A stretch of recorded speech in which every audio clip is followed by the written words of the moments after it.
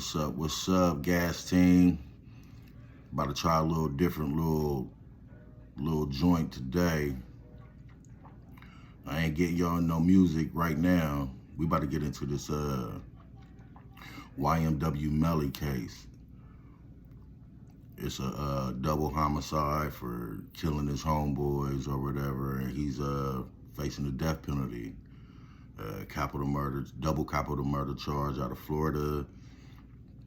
I don't know if y'all been staying tapped in with it, but I'm about to do a reaction to the damning evidence, as they say. Now, this lawyer that's on here talking about it happens to be Beanie Siegel's lawyer. Yeah, the Broad Street Bully, Beans out of Philly.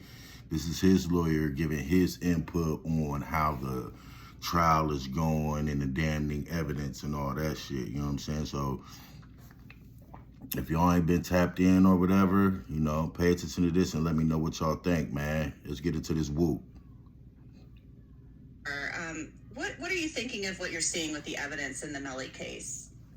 Well, I think the biggest problem the defense is going to have, from what I've seen with the evidence that has been presented and may be presented in the future, is that there seems to be some type of a cover-up initially, creating a fake scene where this incident occurred.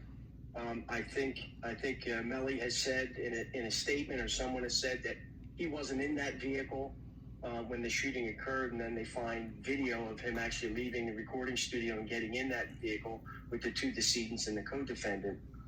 So I think, oftentimes when defendants try to cover up what they've done, it becomes more of a conscious knowledge of guilt, and really assists the prosecution. And I think that's an interesting point you make, because we have Cortland Henry Bortland, YNW Bortland, who gave a statement to law enforcement at the hospital saying, Melly wasn't in the car. I showed up at the hospital with my two friends, Juvie and Sack Chaser. But we have the surveillance footage showing them leaving the recording studio, and Melly is clearly in the back seat of that vehicle, in the driver's side. They leave at like 2:19 a.m. He's in the driver's side back seat, and then about 2 hours later or so, they show up, or I should say, Bortland shows up at the hospital with the two victims in tow. So then they've got the cell phone evidence to go along with that. So that to me is a huge hurdle to get over, this initial lie. And that, and then when you look at the forensic evidence that has been uncovered in the case, they looked at blood spatter, they looked at bullet trajectory, to find where the origin of the initial shots, or the kill shot, so to speak, came from. And it looks like it came from that left side rear seat of the vehicle where he had gotten into the car. Now, there's no question there's a lot of circumstantial evidence here in this case, and circumstantial evidence alone can lead to a conviction in a murder case, and has done so. And I already said circumstantial evidence can lead to a conviction. That means they don't have to have hard evidence. If the circumstantial evidence stacks up, they could push for a conviction on that shit.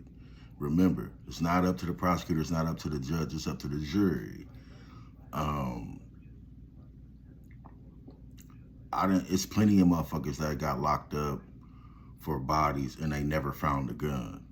It's plenty of motherfuckers that didn't got locked up and they didn't have no type of camera footage, no nothing. Everything was just circumstantial, and everything was what do you call that? Forensic, fingerprints, DNA, etc., etc. Now, these motherfucking cell phones been getting motherfuckers racked for years. So motherfuckers won't learn that shit. Like, if you one of them motherfuckers that's just always gotta have that phone, you know what I'm saying? Like, if you, let me just put it like this: if you in the streets, you need at least two phones. You need one to you know, for personal use, you know what I'm saying? Your moms, your kids, your sister and all them, they need to contact you ASAP. And then you need to have that dummy phone. That dummy phone ain't just for your stings and shit, your swerves and your clients and shit. But that dummy phone is, you know, the phone that you would take with you if you go on a ride.